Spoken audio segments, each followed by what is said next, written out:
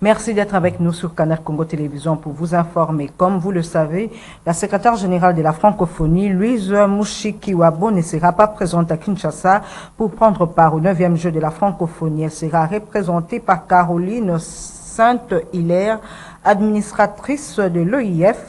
Devant la presse ce mercredi, le porte-parole du gouvernement, Patrick Mouyaya, est revenu sur les raisons de son absence. Ses propos ont été recueillis par Maxime Macab. Parce que, comme vous le savez, la francophonie a son siège à Paris et c'est le gouvernement français qui s'occupe entre autres de la sécurité de la secrétaire générale, y compris dans ses déplacements. Dans la note verbale, il nous avait été demandé de prendre des dispositions d'accueil pour elle, pour ces 6 biens encore, je pense, dont 2 devaient arriver hier, et toute sa délégation. Et il y a un point de contact qui a été demandé. Le même jour, le vice-ministre, ministre des Affaires étrangères, a saisi son collègue de l'Intérieur qui était devant vous il y a 2 jours et qui vous a dit que toutes les dispositions sécuritaires ont été prises pour l'accueil de Madame Mushikiwabo. Et donc, lorsque vous venez vous parler d'invitation, moi je ne regarde pas la question sur cet aspect-là, parce qu'en réalité, on parle des jeux de la francophonie. C'est d'abord les jeux de la francophonie. Nous sommes un pays hôte, nous offrons des infrastructures.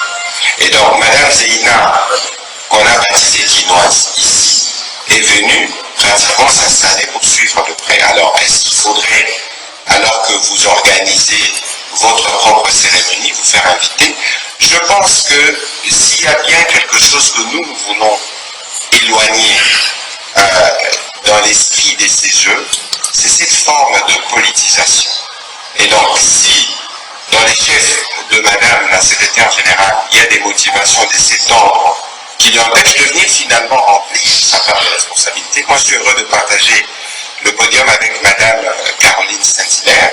C'est à lui qu'il faudra poser la question. Mais nous, on considère que suivant les règles diplomatiques en la matière, des choses ont été faites pour qu'elles soient accueillies et comme on accueille les gens à Kinshasa. Pour le reste, et ce qui est le plus important, c'est la cérémonie d'ouverture, mais c'est aussi les compétitions. Je pense que, qu'elles soient à Kinshasa ou à Paris, ce sera à son actif. Si les Jeux de Kinshasa sont un succès, et de ce point de vue, nous sommes sûrs que ça le sera. Toujours dans le cadre des 9e Jeux de la francophonie, Zachary Babasoué, porte-parole du comité d'organisation, rassure que la RDC est prête pour l'organisation de ces assises. Ses propos ont été recueillis par Strak Ngimbi.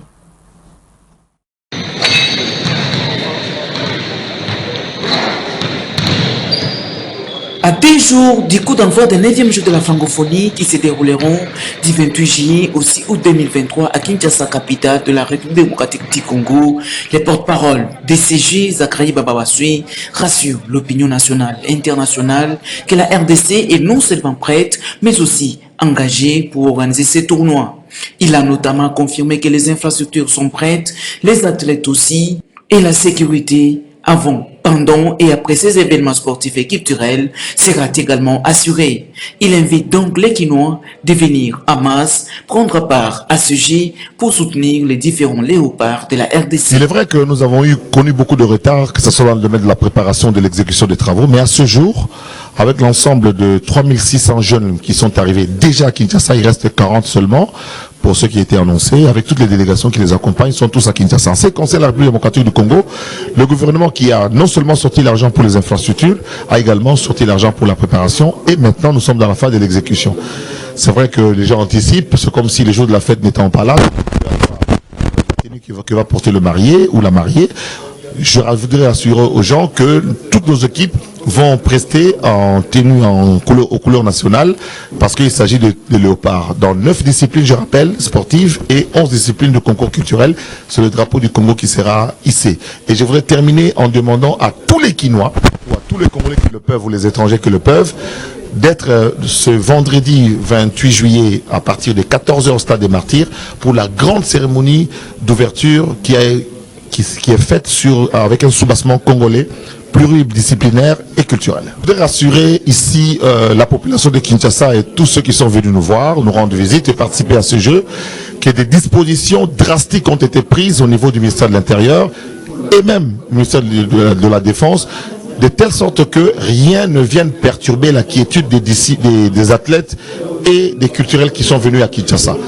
On a pris des dispositions telles que l'incident zéro tel que voulu par le chef de l'État soit observé, et je demande ici aux Kinois, j'en suis un, à tous les Kinois d'être polis et disciplinés et de suivre les instructions telles que prévues par le comité international. Nous avons 5000 policiers et 2000 agents de sécurité qu'on appelle généralement ceux qui font du gardiennage et 30 chiens dressés pour assurer la sécurité des gens qui viennent et qui repartiront du stade. La population quinoise en particulier et congolaise en général espère voir les athlètes rafler plusieurs médailles afin de redorer l'image du pays.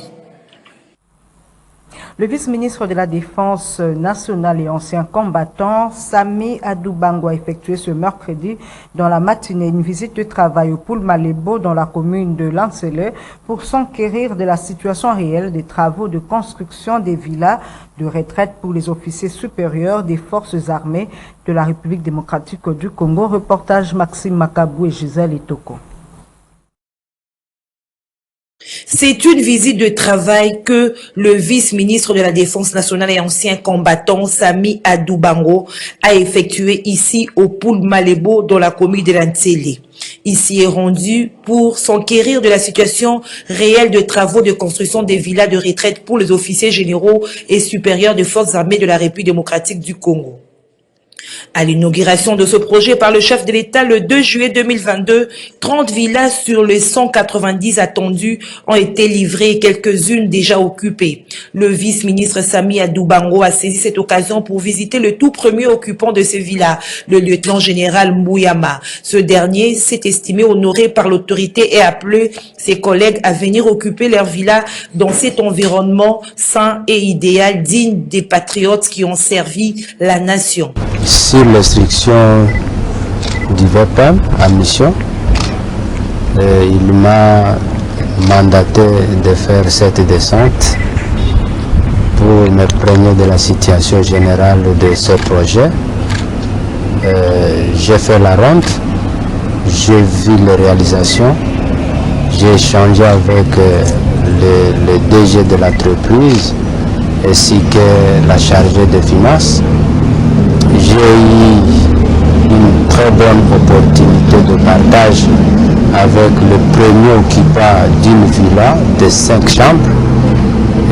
C'est notre général à retraite qui s'est dit très satisfait de la vision du chef de l'État par rapport à l'armée et que lui déjà il fait le premier pas. Je suis venu après que le chef de l'État ait fait une descente ici pour la livraison de 30 villas. C'est un projet que lui il tient à cœur. Donc bref, c'est la vision du chef de l'État que nous, au ministère de la Défense, que le VPM est en train de diriger au jour d'aujourd'hui, de rendre pratique ce que le chef de l'État a comme vision pour son armée. Et ça fait la fierté de notre pays de voir au jour d'aujourd'hui qu'il y a quelqu'un qui aime son pays et qui veut le bien-être de son armée. Ce projet financé à hauteur de 65% par l'État congolais et de 35% par les souscripteurs a connu un ralentissement faute de financement depuis près de 12 mois. Les travaux sont préfinancés par le constructeur Congo International Investissement Group SAS-SIG. Première commémoration des manifestations anti-MONUSCO en ville de Butembo dans la province du Nord Kivu. Ce mercredi, une messe de repos des âmes des victimes des balles tirées par les casques bleus dans les manifestations contre leur présence sur le sol congolais a été célébrée. L'association culturelle Kiyandaïra, ville de Butembo, appelle la mission onusienne d'indemniser les victimes tuées lors de cette manifestation. Suivez Mahamba Maxime au micro de Joël Kamabou. De la lutte anti-MONUSCO avait commencé par la provocation qui était venue de Gilles Alinguette à Boston aux États-Unis. Et cela, c'était le 26 avril 2022, où Gilles Alinguette signifie à l'opinion internationale que la guerre n'est pas au Congo et qu'ils apprennent les hostilités à plus de 2000 km des institutions. Il y a aussi la déclaration de la MONUSCO qui s'était suivie en disant que la MONUSCO n'a pas les armes sophistiquées pour faire face à l'agression de l'ennemi ou du M23 ici à l'est de la République. Cela justement avait élevé l'opinion. Nous avions seulement obtenu le départ de cette MONUSCO qui a vu le Butembo et nous sommes en train de regretter pourquoi la MONUSCO continue avec sa mission dans les territoires des Béni et dans les territoires de Lubero. Nous demandons que vraiment la MONUSCO indemnise les familles des victimes. Là, nous sommes en train de commémorer un an d'anniversaire de notre qui avait perdu leur vie en mémoire et en faveur de nous qui survivons. Sinon, nous condamnons encore une fois de plus cette action malveillante de la MONUSCO parce que c'est la MONUSCO qui avait encore été première à tirer à bout portant dans les camps des manifestants. Autre chose, les Fonds des Nations Unies pour la population, UNFPA, affichent un intérêt assez particulier pour deux lois votées par les deux chambres du Parlement, à savoir la loi portant protection du métier des sages-femmes et celle qui réprime les violences sexuelles en République démocratique du Congo. Suivez. Je viens de rencontrer le premier vice-président de l'Assemblée nationale et c'est une visite de courtoisie. D'abord pour féliciter le travail qui a été fait par les deux chambres, surtout pour les deux lois sur la profession sage-femme d'abord qui a été passée par les deux chambres et le texte sur les violences sexuelles liées au conflit qui ont été aussi passés. Pour remercier pour ce travail et aussi apprécier la collaboration avec le Fonds des Nations Unies pour la population. La vision du Fonds des Nations Unies pour la population, ça tourne autour de 3 zéros. 0 décès maternel évitable, 0 violence basée sur le genre et 0 besoin non satisfait en matière de planification familiale. Donc les deux textes contribuent à atteindre ces visions. Cérémonie de remise et prise ce mercredi à l'Office national du tourisme entre le comité de gestion sortant et entrant, ainsi la présidente du conseil d'administration Malika Mukubu Fouala Nsopi a pris officiellement ses fonctions. Autre détail avec Gisèle Toko et Lola Kinyama.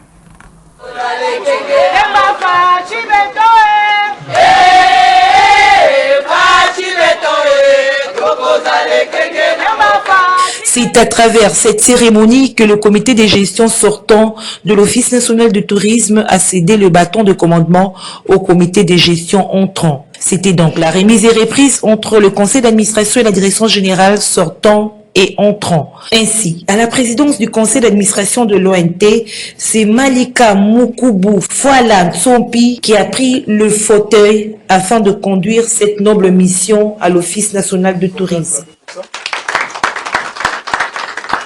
Dans son allocution, la nouvelle présidente du conseil d'administration de l'ONT qui a remercié le chef de l'État, Félix-Antoine Tshisekedi, pour la confiance placée en elle, s'est dit être soumis au devoir de résultat conformément au rôle et à la place de l'ONT dans le paysage des politiques du tourisme.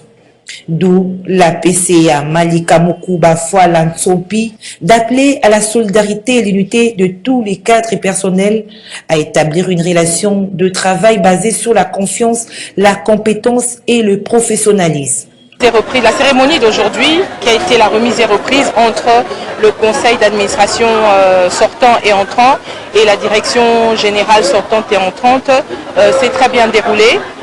J'ai donné mon mot de circonstance au nom du conseil d'administration qui émane d'un souhait, en fait, de pouvoir travailler ensemble en synergie, de pouvoir se tenir comme les 5 doigts de la main, ensemble avec le conseil d'administration et la direction générale, afin de faire redorer le blason terni du tourisme. Un bon travail a été déjà fait depuis un certain temps et nous espérons qu'ensemble, nous pourrons encore faire remonter cette industrie qu'est le tourisme. Les ingrédients ne viendront pas que de moi, mais de tout le conseil. Donc, comme je le dis, conjointement, nous allons travailler pour que le ministère du Tourisme soit relevé, pour faire découvrir encore plus notre pays, le Congo, qui est un don, qui est béni, qui est rempli non seulement de ressources au niveau du sous-sol, mais aussi dans sa réserve naturelle, dans sa diversité de la faune, de la flore. Et tous ces ingrédients en fait que nous devons apporter, ne sont pas que pour une seule personne. Et c'est le devoir de nous tous.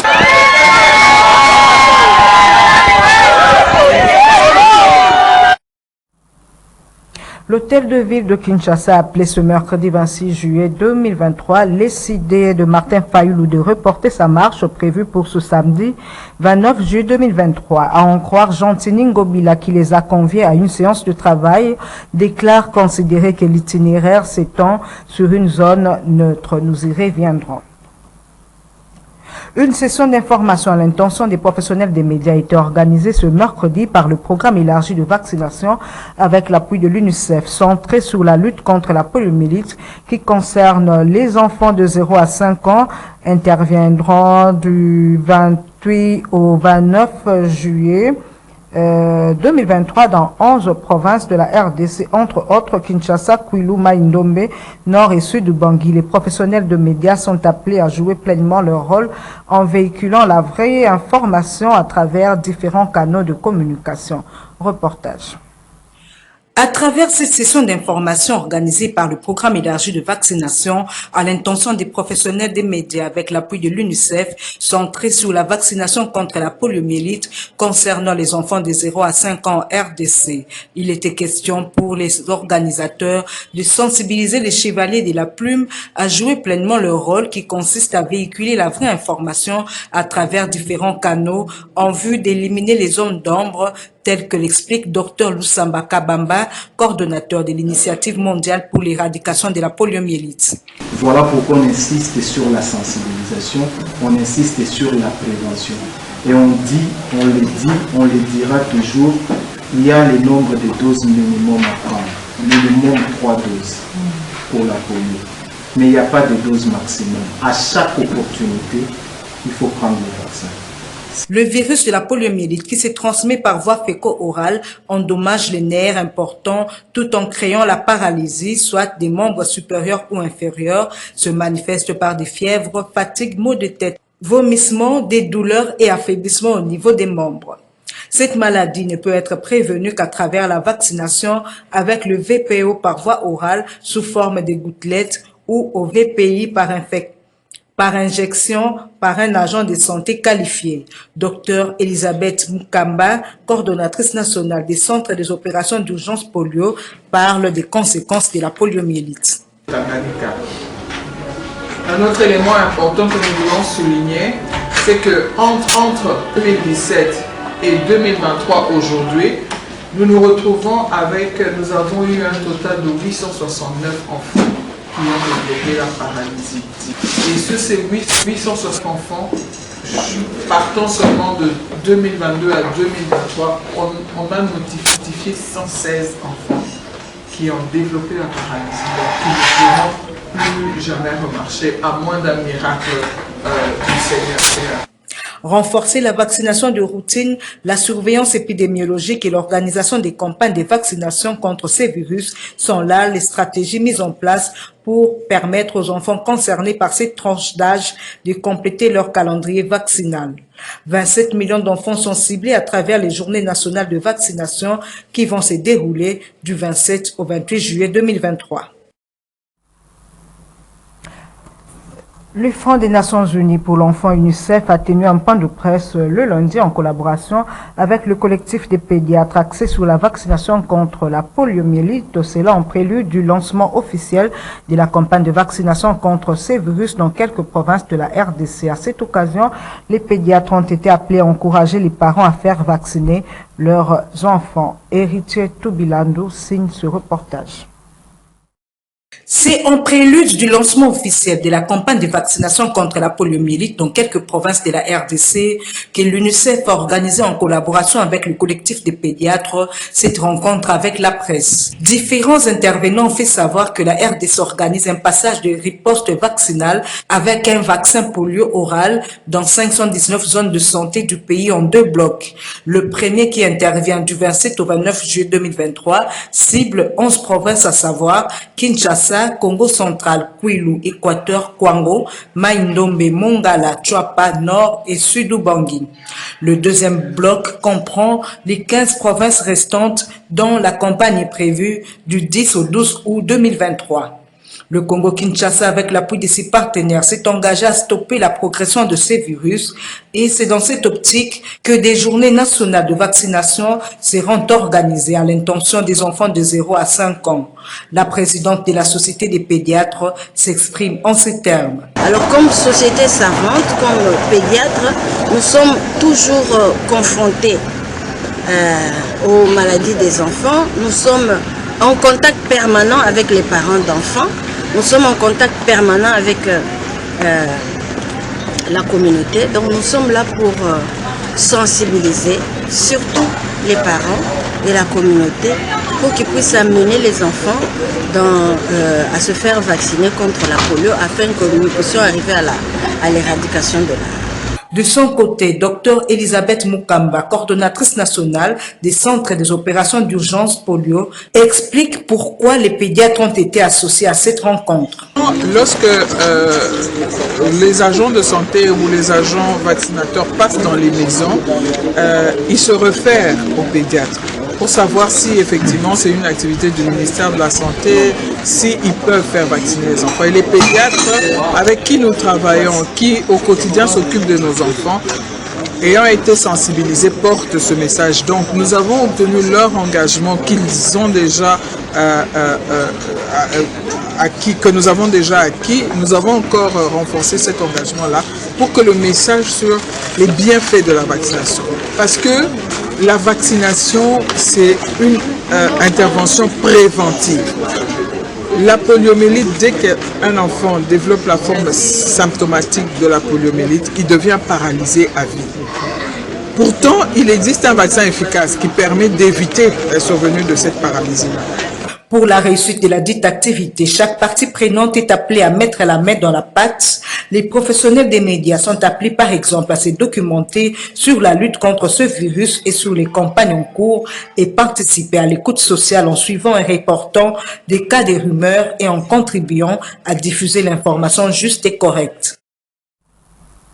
Page noire, le vice-président du syndicat national des enseignants du Congo, Emery Masunga, a été retrouvé mort dans sa chambre d'hôtel à Mbouela-Lodge dans la cité de Kisantu au Congo central la nuit du mardi au mercredi 26 juillet 2023. Emery Masunga y séjournait depuis le 20 juillet dans le cadre des travaux de la commission paritaire Mbouela-Lodge 4 constituée des délégués du gouvernement et du banc syndical du ministère de l'EPST. Que son âme repose en paix. Et puis ce SOS en faveur de Amiel Akande qui se trouve dans un état critique avec un genou enflé, une maladie virale qui atteint le fonctionnement normal de sa jambe. Suivez ce reportage réalisé par Edi Kabea et Niwa Pezo. C'est une maladie grave qui nécessite des soins appropriés pour Amiel Akande, cette jeune fille de 14 ans résidant sur l'avenue Kayemba numéro 30 dans la commune de Massina, qui n'arrive pas à se tenir debout pour vaquer à ses occupations scolaires à cause de la détérioration de sa santé due à son état de genou enflé. Partout où cette famille passe, pour des soins notamment dans la clinique universitaire, elle est refoulée suite au coût des traitements exorbitants, d'où ces cris d'alarme de la famille. Amélie, pendant une année, à mon classe, tout en a quitté, à quoi a quitté, Kabon, et maintenant qu'il connaissait, et ça les passe à partir à Awa. Avant de passe na Awa. Ne passe wana, malin, mais passe mon fixe, nini, et au comme à genou. Ne na genou wana, batu a fixi, ba masake fixi, na yebo ba kiko na nga omela. Ne na kenda otala ye adobe na papa na ye na otala ye na muni ikolo mwa ovimba mukeme a otambola na ye mwa boate to soki to ye na ye awa donc ezalaki na niveau ekomi ya lelo te eyaki pasi akoya te atutana te donc ene na hôpital de koti ba radio hôpital de soit tokendaki nene campus pour baki badana ba docteur makasi obalandela makambo makolo baza tokendaki na campus kuna aide komi na campus basese l'examen bakangi ba radio bakangi ba photo batali nde baye komona ke ana cancer à likolo papa jekoko to mona mamosela bato mama minene papa bo soutenir biso botala biso vraiment botala biso pona ka mwana oyo bosunga biso na ka mwana oyo so bosungie nzamba opambola bino bosunga biso na ka oyo ini sunyi matama moyo kena ngamawa naza posa na continuer classe na ngai papa na nga zetidia papa na nga tanga lisute nga pe classe katani nga na tambola te yango nasenga lisungi na batama basunga ngai. C'est une situation triste qui appelle au cœur sensible et de bonne volonté d'intervenir le plus vite possible pour la guérison d'Amiel Akande. L'avenue des écoliers situé au quartier Kaoukaveme dans la commune de Kalamou se trouve dans...